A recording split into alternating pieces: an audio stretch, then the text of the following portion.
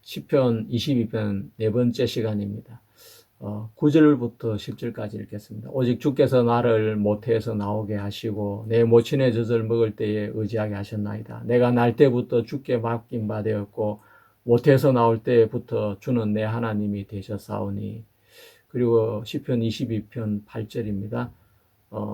내 겉옷을 나누며 18절입니다. 내 겉옷을 나누며 내 속옷을 제비 뽑나이다. 우리가 시편 22편이 예수 그리스도의 시인 것은 1절을 통해서도 드러났고 또 9절, 10절의 말씀을 통해서도 확인할 수가 있습니다. 이 이야기는 절대 다윗의 삶에 간증이 될 수가 없습니다. 오직 예수 그리스도만이 날 때부터 하나님께 맡긴 바가 되었고 모태에 있을 때부터 그는 하나님이셨습니다. 그래서 마리아가 엘리사벳의 집에 갔을 때 엘리사벳이 태 속에 있는 정말 예수 그리스도를 알아보고 그를 찬양한 이야기가 누가복음 1장에 나오고 있습니다.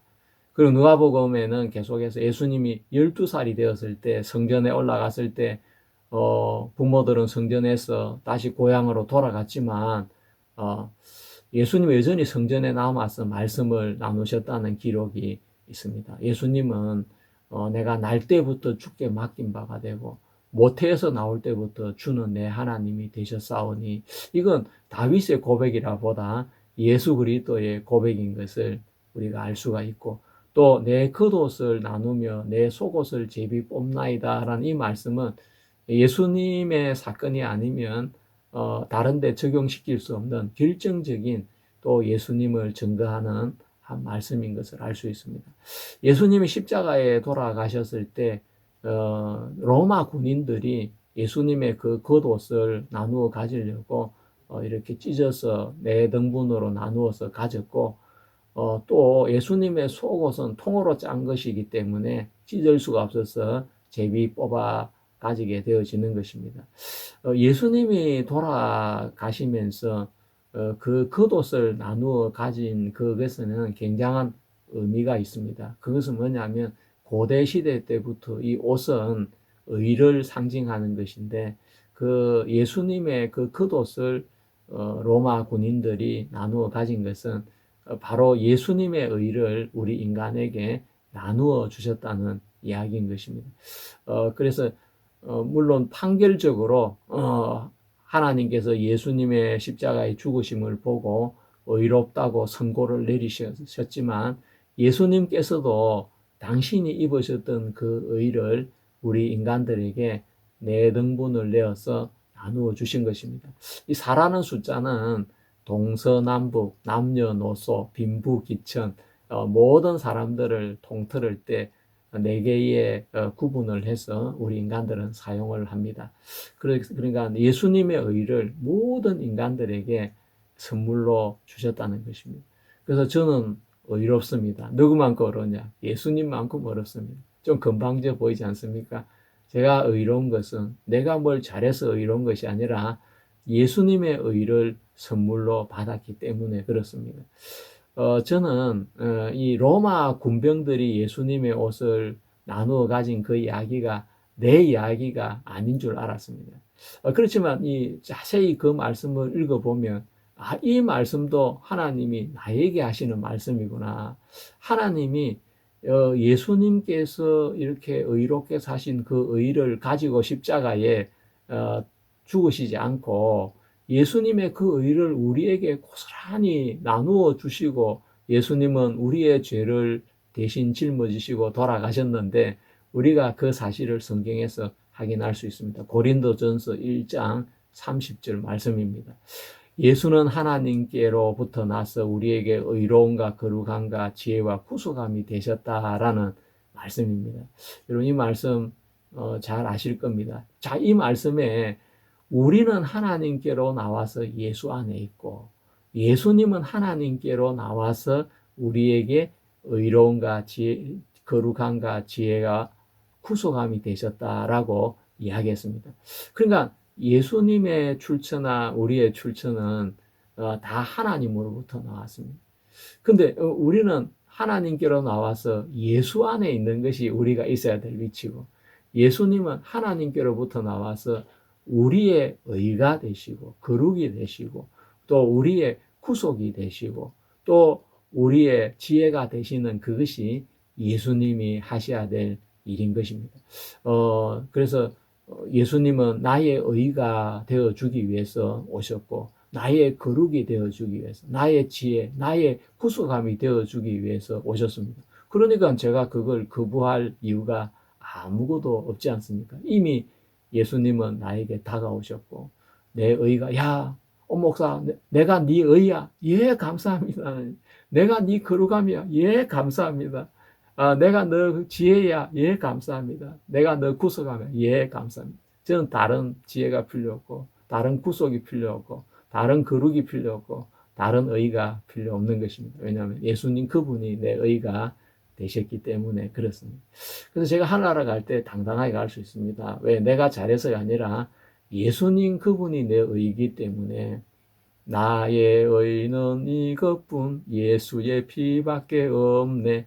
예, 나의 의는 예수님밖에 없기 때문에 저는 예수님이 내 의이기 때문에 천국에 가는 거지.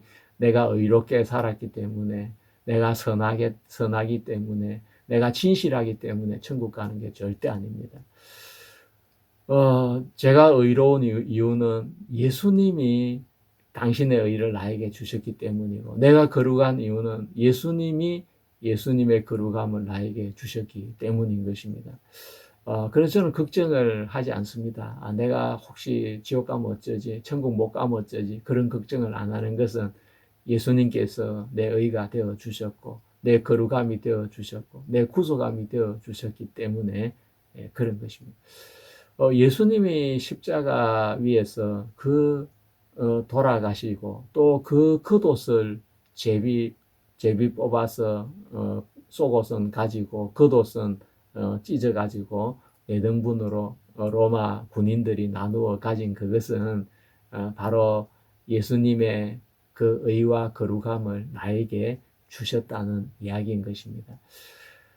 성경은 정말 짝이 있는 책이 성경입니다. 그래서 성경 앞에는 약속이 있다면 성경 다른 부분에는 그 약속이 성취되는 이야기가 나오는 것입니다. 그래서 여자의 후손이 뱀의 머리를 상하게 할 것이라는 약속이 있으면 반드시 그 약속이 이루어지는 것도 성경에 있는 것입니다. 바로 예수님이 그래서 십자가 위에서 여자여 보라 아들이라 라고 이야기를 하신 것은 내가 여자의 후손으로 십자가에 죽는다는 그 이야기인 것입니다.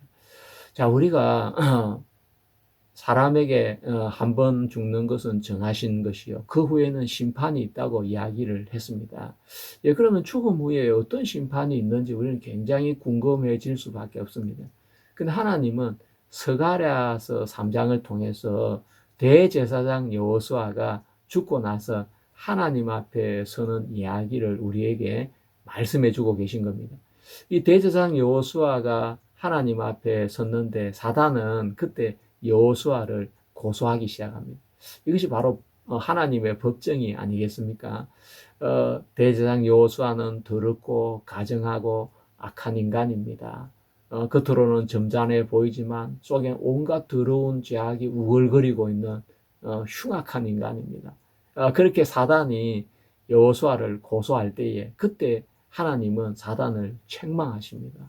그는 불에서 거슬린 나무가 아니냐라고 이야기를 하시면서 대제사장 여호수아가 더러운 옷을 입고 있는 것을 보시고 그 옷을 벗기라고 이야기를 합니다. 이 더러운 옷은 바로 뭘 이야기하냐면 인간의 의를 이야기합니다. 인간의 의는 바로 더러운 것입니다. 평생 세탁을 하지 않는 그 옷이 얼마나 더럽겠습니까?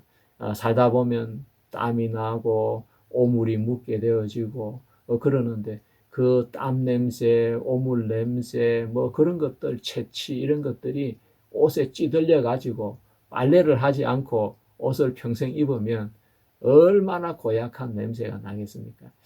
예, 바로 여호수아가 입고 있는 그 더러운 옷은 평생 빨지 않는 제약으로 더럽혀져 있는 그런 옷을 인간의 의를 이야기하는 것입니다. 그는 겉으로 볼 때는 정말 성전에서 살고 세속을 멀리하고 인간들을 멀리하며 하나님 앞에서 진실하고 깨끗하게 산 사람이었지만 그 역시 인간인지라 불에서 타다 꺼낸 나무 조각처럼 숯검정밖에는 나올 것이 없는 정말 더러운 것밖에 없는 죄밖에 없는 죄성을 가진 인간인 것입니다. 근데 성경은 놀라운 이야기를 하고 있습니다. 내가 네 죄가를 제하여 버렸으니 어, 거룩한 옷을 입히라고 하나님은 말씀하신 것입니다. 정말 내가 하나님 앞에 설 때에도 하나님께서 대제사장 여호수아에게 하신 이야기처럼 동일하게 그렇게 말씀을 하실 것입니다. 야, 내가 네 죄가를 제하여 버렸으니까 저 오목 사이에 더러운 옷을 벗기고 아름다운 옷을 입히라. 하나님께서 언제 내 죄가를 다 제해 버리셨죠? 예, 바로 예수 그리스도의 십자가에서 내 모든 죄를 다 제해 버리신 것입니다. 그래서 서갈에서 3장 9절에는 이렇게 이야기했습니다. 이 땅의 죄악을 단 하루에 없애신다고 기록을 했습니다. In one day, in one day. 예, 뭐 차츰차츰 없앤다는 것이 아니고 매일매일 조금씩 죄를 없애준다는 것이 아닙니다. 그때마다 죄를 없애준다는 것이 아니고 in one day, 단 하루에 이 세상의 죄악을 없애리라고 했는데 바로 그 하루가 언제입니까? 예수님의 십자가에 돌아가실 때 바로 그날 하루 모든 죄가 다 속해진 겁니다. 대제사장 여호수아도 그 사실을 압니다. 대속죄일 날은 1년에 한 번 이스라엘 민족 전체가 1년 동안 지은 모든 죄를 속죄하는 날이었습니다. 그렇지만 그 속죄 제사는 인류의 죄를 씻을 수는 없었습니다. 뿐만 아니라 앞으로 짓는 죄도 씻을 수가 없었습니다. 근데 하나님이 말씀하신 단 하루에 씻는 모든 죄를, 이 세상의 모든 죄를, 이 땅의 죄악을 단 하루에 없애는 그 제사는 바로 이 세상의 모든 죄를, 모든 인류의 죄를 속죄하는 날이고, 또 과거에 지은 죄만 아니라 현재 짓고 있는 죄, 앞으로 지을 죄까지 영원히 속하는 제사를 지내는 날인데 바로 예수님의 십자가인 것입니다. 바로 예수님의 그 십자가를 통해서 하나님은 이 땅의 죄악을 단 하루에 없애는 일을 하신 것입니다. 그거는 인간의 속죄 제사로서는 불가능한 제사인 것입니다. 바로 하나님의 아들이신 예수 그리스도의 죽음이 아니고는 절대로 불가능한 제사인데 예수님은 그 예언의 말씀을 이루기 위해서 하나님의 아들로 오셨고 또 세상 죄를 짊어지셨고 그러면서 십자가와 6시간 달려 돌아가시면서 인류의 모든 죄를 2000년 전까지만 아니고 원죄만 아니고 이 세상 끝날 때까지 모든 인간의 죄를 다 짊어지시고 유대인의 왕 해가지고 바로 나는 메시아다, 나는 그리스도다 그 표식을 예수님의 그 십자가 위에 붙여놓고 그렇게 돌아가셨던 것입니다. 예수님은 죄에서 우리를 구원하기 위해서 돌아가셨습니다. 예수님이 짊으신 모든 죄는 살인죄도 있고 간음죄도 있고 도둑질한 죄도 있고 뭐 미워한 죄도 있고 거짓말한 죄도 있고 온갖 악한 죄들이 다 인간이 지을 수 있는 모든 죄가 그 예수님의 십자가 위에 예수님이 다 짊어지셨던 것입니다. 그것이 바로 세상 죄였고 예수님은 그 세상 죄를 담당하시고 나서 십자가 위에서 나의 하나님 어찌하여 나를 버리셨나이까 라고 절규하셨던 것입니다. 예수님은 그냥 한 사람의 인간을 구원하시려고 십자가에 못 박힌 것이 아니었습니다. 안 그러면 하나님을 믿는 특별한 신앙이 좋은 사람들의 죄를 용서하기 위해서 십자가에 달린 것이 아니었습니다. 예수님은 세상을 이처럼 사랑하사 예수님은 이 세상에 있는 모든 사람들이 구원받기를 원하시기 때문에 모든 사람들의 죄를 큰 죄든 작은 죄든 악한 죄든 흉측한 죄든 안 그러면 징그러운 죄든 하나도 빠짐없이 모든 죄를 짊어지시고 예수님은 돌아가셔서 우리의 죄가를 깨끗하게 제거하신 것입니다. 그래서 대제사장 여호수아에게 하나님은 말씀하신 것입니다. 내가 네 죄가를 취하여 버렸으니까 아름다운 옷을 입히리라. 그것은 바로 하나님이 나에게 하시는 말씀인 것입니다. 내가 저 오목사의 죄를 다 사해 버렸으니까 야 천사야 저 더러운 옷을 벗기고 아름다운 옷을 입히라. 예, 예수님을 믿으면 제일 먼저 달라지는 것이 옷이 달라진다고 합니다. 예, 바로 죄의 옷을 벗기고 의의 겉옷을 예수님이 입으셨던 그 의의 옷을 하나님이 우리에게 입혀 주시는 것입니다. 그래서 누가복음 15장에 보면 당자가 아버지 집을 떠나서 허랑방탕한 삶을 살다가 돌아오는 이야기가 나옵니다. 그 탕자가 돌아왔을 때 제일 먼저 달라지는 것이 더러운 옷이 벗겨지고 제일 좋은 옷이 입혀지는 것입니다. 제일 좋은 옷이 무슨 옷인지 아시겠습니까? 예, 그것은 제일 모직에서 나온 옷도 아니고, 안 그러면은 다른, 좋은 회사에서 나온 옷이 아니라, 그것은 바로 의의 옷인 것입니다. 하늘나라로 직통할 수 있는 의의 옷을, 아버지는 아들에게 주었던 것입니다.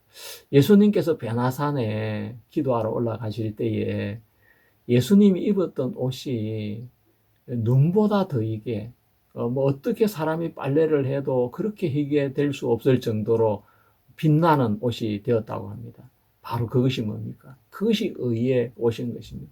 인간으로서는 절대 만들어낼 수 없는 그 밝고 빛나는 옷을 예수님은 입고 다니셨는데, 제자들의 눈이나 사람들의 눈에는 그 의의 옷이 보이지 않고 예수님의 그 너덜너덜한 때 묻은 옷, 헤어진 옷, 오래된 옷, 그런 껍데기 외형적인 옷만 봤지 그 예수님이 입고 있는 옷의 실체를 그들은 보지 못했는데, 예수님의 옷은 사람으로 빨래해가지고 희게 할 수 없을 정도로 완벽하게 흰 옷이었습니다. 그 옷을 예수님은 십자가에 돌아가실 때 로마 군인들에게 벗어주셨고, 군인들이 네 깃으로 나누어서 가진 것입니다. 그것은 바로 우리 인간들에게 예수님의 의를 나누어 주셨다는 것입니다. 정말 감사한 일이 아닐 수가 없는 것입니다. 예, 저는 예수님이 입으셨던 그 빛나는 옷, 의의 옷을 입고 하나님 앞에 들어가는 것입니다. 그것은 내가 잘해서가 아니라 예수 그리스도께서 나를 위해서 고난을 받으시고 십자가에 돌아가시고 내 죄를 용서하셨기 때문에 그 의의 옷을 입고 하나님 앞에 가는 것입니다. 그 의의 옷이 없는 사람은 하나님 앞에 절대로 들어갈 수가 없는 것입니다. 자기 옷을 입고 자기의 의를 가지고 가는 사람은 하나님 앞에 들어갈 수가 없는 것입니다. 자, 예수님이 십자가에 돌아가셨을 때에 마태복음 27장 51절에서부터 보면 몇 가지 사건들이 일어나는데, 그 중에 하나가 지진입니다. 이에 성소 휘장이 위로부터 아래까지 찢어져 둘이 되고 땅이 진동하며 바위가 터지고 무덤들이 열리며 자던 성도들의 몸이 많이 일어나되, 예수의 부활 후에 저희가 무덤에서 나와서 거룩한 성에 들어가 많은 사람에게 보이니라.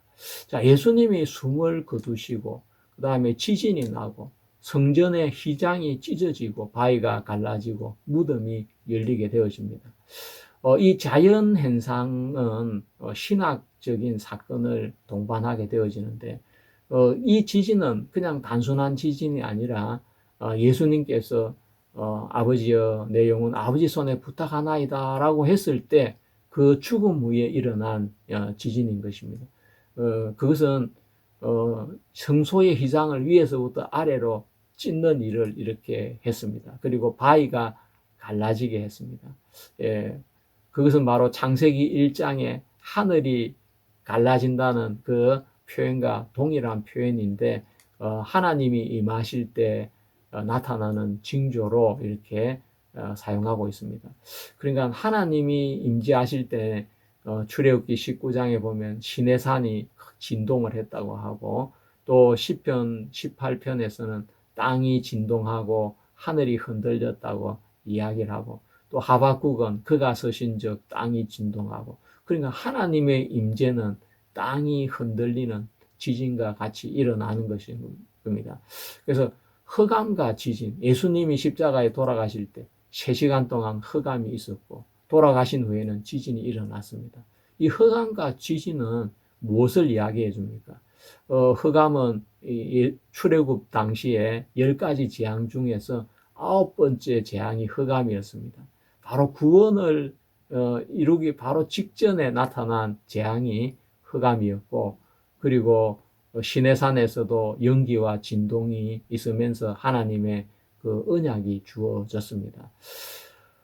십자가에서 예수님께서 새 언약을 세우시기 위해서 돌아가셨는데 3시간의 그 흑암 이후에 예수님은 숨을 거두시고 운명하시고 그 다음에 휘장이 찢어지면서 예수님은 피 흘리심으로 새 언약을 세우셨던 것입니다. 그 로마 백부장은 그 당시의 상황을 보고 아주 두려워했습니다. 백부장과 및 함께 예수를 지키던 자들이 지진과 그 일어난 일들을 보고 심히 두려워 이르되 이는 진실로 하나님의 아들이었도다라고 이야기를 하고 있습니다. 로마 백부장은 하나님을 믿는, 예수님을 믿는 사람이 아니었습니다. 제자가 아니었습니다. 그렇지만 그가 그때 일어난 지진이나 그때 상황들을 보고 야, 예수님 저분은 보통 분이 아니구나, 하나님의 아들이 정말 맞구나 라고 그 이방인의 입술을 통해서도 예수님이 하나님의 아들인 것을 이렇게 선언한 것입니다. 자, 흑암은 바로 예수님의 구원의 역사가 일어나기 전에 일어난 이 사건이었습니다. 바로 출애굽기 사건을 읽어보면 9번째 재앙이 흑암이고 10번째 재앙이 바로 어린 양의 죽음으로 그 다음에 유월절 구원의 역사가 일어나게 되는 것입니다. 그리고 지진은 하나님의 임재를 의미하고 있습니다. 그리고 휘장이 찢어진 것은 이제 그 구약의 이제 그 제사가 끝이 나고 이제 우리에게 새로운 새 언약이 시작되었다는 것을 이야기하고 있습니다. 그러니까 예수님의 탄생 때는 하늘의 별이 움직였고 예수님이 돌아가실 때는 땅이 움직였습니다.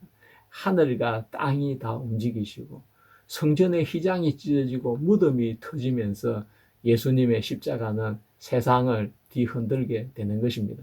자, 성소의 휘장이 찢어진 부분에 대해서 제가 약간 설명을 드리면, 성소의 휘장은 이렇게 높게 달려있기 때문에 사람이 찢으면 아래서부터 위로 찢어지지만 하나님이 지진을 통해 찢어졌기 때문에 성소의 휘장이 위에서부터 아래로 찢어졌다고 했습니다. 그것은 바로 새롭고 산 길을 하나님이 우리에게 열어주셨다는 것입니다. 제가 재작년인가 3년 전에 페루에 이렇게 갔는데 페루는 이렇게 아주 큰 나라였습니다. 안데스 산맥을 끼고 있는데 안데스 산맥 서쪽에 우리는 주로 있었는데 동쪽은 밀림 지역인데 우리는 한 번도 그 지역에 가보지를 못했습니다. 그래서 도로가 이렇게 종단하는 도로가 이렇게 있는데 그 큰 나라에 도로가 하나밖에 없었습니다. 야, 제가 그걸 보고 깜짝 놀랐습니다. 우리나라처럼 도로가 잘 된 나라가 없습니다. 우리나라는 도로 포장률이 세계 10위권 안에 든다고 합니다. 2022년 12월 31일 날 조사한 조사에 의하면 우리나라의 그 도로는 11만 4,314km가 되고 그걸 만약에 이렇게 우리나라의 종단으로 깔면 고성 통일 전망대에서 부산 강한대교까지 248회를 다닐 수 있는 거리가 된다고 합니다. 우리나라처럼 이렇게 도로가 잘 돼 있는 곳이 없는 것 같습니다. 도로가 닦이면 그 사회가 발전하게 되는 것입니다. 제가 케냐에 몇 차례 다녀왔는데 깜짝 놀란 것은 20년 전의 도로 사정이나 지금 도로 사정이 똑같다는 것입니다. 전혀 도로가 발전하지 않고 변화되지 않는 걸 보았습니다. 도로가 생기면서 그 주위에 도시가 발전하게 되고 공업이 발전하게 되고 그렇게 되는 것처럼 우리가 신앙을 하는데도 길이 얼마나 중요한지 모르는데 우리는 하나님 앞에 나갈 수 있는 길이 막혀가지고 없었습니다. 근데 예수님이 십자가에 돌아가시면서 새롭고 산 길, You and the Living Way가 열리게 된 것입니다. 그리고 예수님이 닦아 놓으신 그 길은 고속도로처럼 누구나 믿음을 가지면 하나를 갈 수 있는 그 길을 예수님은 닦아 주셨던 것입니다. 그 휘장이 찢어진 것은 예수님의 육체가 십자가에 죽으신 것을 의미하고 그것은 바로 우리에게 새로운 길을 하나님이 열어주셨다는 것입니다. 제가 요세푸스가 쓴 그 기록을 확인한 결과에 의하면 AD 70년에 예루살렘이 멸망을 당했습니다. 그때 로마 군인들이 성소 안에 무슨 금덩어리가 많이 있나 싶어 성소 안에 들어갔는데 그들은 성소 안에 아무것도 보지 못하고 나왔다고 합니다. 벗개가 없었다는 것입니다. 그리고 또 놀라운 사실은 이방인인 죄인들이 성소 안에 들어갔다 살아서 걸어서 나왔다는 것입니다. 어떻게 이런 일이 가능하겠습니까? 바로 예수님의 십자가의 죽으심으로 구약의 율법이 끝이 났기 때문에 그런 것입니다. 구약의 율법이 그대로 효력이 살아있다면 로마 군인들은 성소에 들어가서 죽어서 그들이 나올 수 없었어야 그게 맞는 것입니다. 그렇지만 그들이 살아나온 것은 이제 하나님 예수 그리스도의 십자가의 죽음으로 그 구약의 제사법만 끝이 난 것이 아니고 그 제사법은 왜 왔냐면 율법이 오면서 제사법도 같이 하나님이 내려주셨는데 사람들은 예수님은 그 제사법을 폐하시고 영원한 속죄를 이루었기 때문에 제사법은 없어졌지만 율법은 남아있다고 이야기했는데 율법과 제사법은 한 세트로 하나님이 주신 거지 율법 따로 제사법 따로 주지 않았습니다. 그분은 성경을 제대로 이해하지 못해서 그런 이야기를 하는 것입니다. 그리고 예수님이 돌아가실 때 3시간 동안 어둠이 이렇게 있었는데 그건 역사적으로도 증명이 이렇게 됐습니다. 이 달루스라는 분의 그 기록에 의하면 가장 이런 그 비기독교인의 정언인데 1세기 중반에 역사적인 저술가인데 원문은 소실되어 있습니다. 그 글을 읽은 사람이 율리우스 아프가니우스라는 3세기 사람이 그 내용을 보고 적어 놓은 내용 중에 달루스는 그의 역사서 3권에서 이 어둠을 일식으로 설명하려 했다는 기록이 남아 있습니다. 그러니까 그 일식 사건이 분명히 있었고 기록되어 있는 것은 사실인 것입니다. 플레콘의 로마 제국 공식 연대가인 플레콘은 2세기 초에 하드리아누스 황제 때 이 사람 역사가인데 그 연대기 저술에 이런 인용이 되어 있습니다. 티베리우스 가이사 18년 바로 주후 31년에서 32년쯤 되는 때인데 예수님이 십자가에 돌아가신 정확한 그때입니다. 제6시에 시작된 대단히 큰 일식이 있었고 별들이 하늘에 나타났다라고 기록을 했습니다. 누가복음 3장 1절에 디베로 가이사가 통치한 지 15년에 예수님의 공생애가 시작되었다고 이야기했으니까 티베리우스 18년이면 예수님이 십자가에 돌아가시는 그 시점이 분명하고 그때 대단히 큰 일식이 있었다. 하지만 율리우스 아프리카누스는 기독교 역사가의 역사가인데 그는 이렇게 반박했습니다. 일식은 유월절에 일어날 수 없다. 그리스도의 죽음은 유월절에 있었다. 그것은 천문학적으로 볼 때 그렇다고 이야기를 했습니다. 하지만 다른 이렇게 초대 교부인 터툴리아는 이런 글을 남겼습니다. 그날의 어둠은 아직도 너희의 기록 보관소에 남아있다. 그날의 어둠은 아직도 너희의 기록 보관소에 남아있다라고 발언을 했는데 그것은 바로 로마의 공문서에 예수님이 돌아가실 때 그 3시간 동안의 어둠이 일식이었다는 것을 그 기록에 남겨놓았다는 이야기를 하고 있는 것입니다. 그래서 우리가 이 문헌들을 공통적으로 볼 때 그 시기 정오 무렵에 이례적인 어둠이 있었습니다. 그건 너무나 분명한 사실입니다. 그 어둠을 일식이라고 표현을 한 역사학자들이 많이 있었습니다. 감사합니다. 오늘 말씀은 여기까지 전해드리고 제 말씀은 또 다음에 또 이어가도록 하겠습니다. 여러분 수고하셨습니다. 감사합니다.